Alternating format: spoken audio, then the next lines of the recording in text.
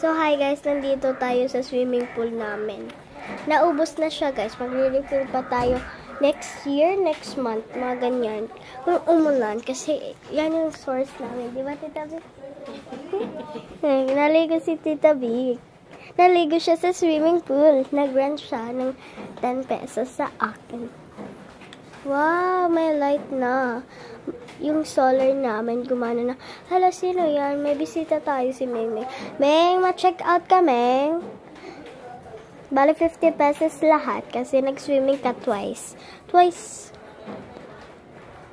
Ewan ko. Thrice, twice. Fourths. Diyan yung multi-cab namin. Diba? And our kotse.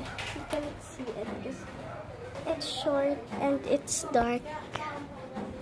Guys, alam nyo ba?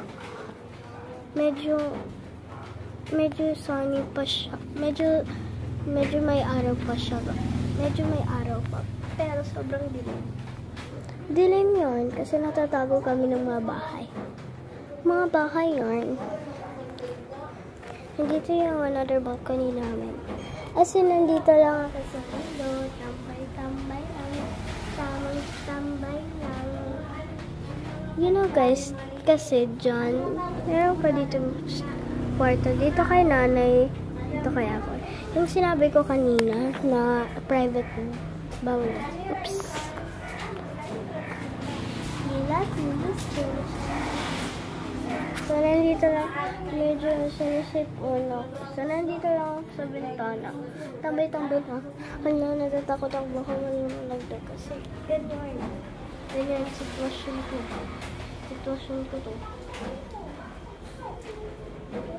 Ganyan.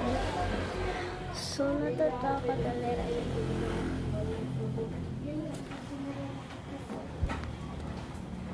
Natatakot ako kayo. Dulo na siya. Dulo. Kunti na lang. Malalaglag na talaga. Malalaglag yan.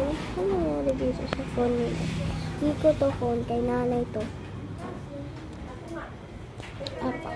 Kay nanay to. I'm just using it because I don't have any phone. When I don't have any phone because I'm just grade 3. We're not allowed to have phone at age of 8. It's allowed at age of 9. 1 year na lang magkaka-phone ako. Gagawa ko ng channel. Sarili kong account. So, bye guys. Bye. Ciao, ciao.